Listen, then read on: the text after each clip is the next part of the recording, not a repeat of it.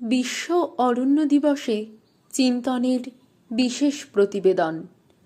21শে March বিশ্ব অরণ্য দিবস, যা বিশ্বব্যাপী পালিত হয়। অরণ্য বললেই আমাদের চোখের সামনে ভেসে ওঠে সবুজ ঘাসের ওপর বিস্তৃত বনাঞ্চল, বিশাল বিশাল গাছগাছালি দিয়ে তৈরি বনভূমি, এত ঘন যে দিনে সূর্যের আলো ক্ষীণভাবে প্রবেশ করে। এই বনভূমি দেখতে পাওয়া যায় সমুদ্র উপকূলে, ঘন পার্বত্য অঞ্চলে, বিভিন্ন দ্বীপ অঞ্চলে। এইসব বনাঞ্চলে নানান ধরনের বন্যপ্রাণী পর্যাপ্ত খাদ্য ও আশ্রয়ে আবহমান কাল থেকে বাস করে। এই বনাঞ্চলে জীব বৈচিত্র্য, জীব শৃঙ্খলা আছে। সুন্দরবনে যেমন বাঘ, নানান পাখি, বিভিন্ন সরীসৃপ, কুমির পাওয়া যায়, আবার আন্দামান নিকোবর দ্বীপপুঞ্জে বিরল প্রজাতির উদ্ভিদ ও প্রাণী আছে। পার্বত্য অঞ্চলে যেমন হিমালয়ের বনভূমিতে তুষারচিতা, তুন্দ্রা অঞ্চলে বিশেষ ধরনের ভাল্লুক দেখা যায়।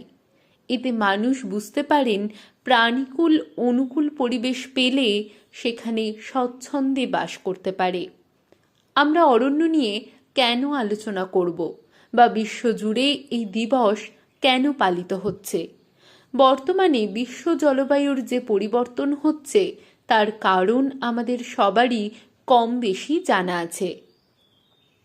বিশ্ব উষ্ণায়নের ফলেই ঘটে চলেছে জলবায়ুর পরিবর্তন। এই উষ্ণায়নের জন্য মানুষ নিজেই দায়ী।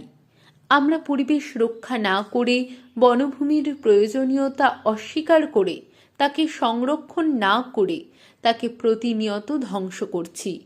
পৃথিবীতে গড়ে প্রতি বছর 0.9% ক্রান্তীয় বনভূমি অবলুপ্ত হচ্ছে, অর্থাৎ 1.7 থেকে 2 কোটি হেক্টর অরণ্য বিভিন্ন উপায়ে ধ্বংস করা হচ্ছে। অরণ্যের ব্যাপক ক্ষয়ক্ষতির ফলে পৃথিবীতে জলবায়ুর ব্যাপক পরিবর্তন ঘটছে। বিপুল সংখ্যক উদ্ভিদ, প্রাণী বা প্রজাতির জীবন আজ বিপন্ন। অরণ্যের অবলুপ্তির কারণে জীবকুলেরও অবলুপ্তি ঘটছে। এর মধ্যে পাখি, স্তন্যপায়ী জীব, সরীসৃপ, উভচর প্রাণীও আছে। আমরা দেখেছি দেশের সরকার অরণ্যকে ধ্বংস করে উন্নয়নের চেষ্টা করছে। অরণ্যেই যাদের জীবন, তাদের থেকে অরণ্যের অধিকার কেড়ে নেওয়ার চেষ্টা চলছে। সার্বিকভাবেই মানব জীবন আজ বিপন্ন। সাধারণ মানুষ, সরকার সকলকে এগিয়ে আসতে হবে এই সংকট থেকে পৃথিবীকে বাঁচাতে।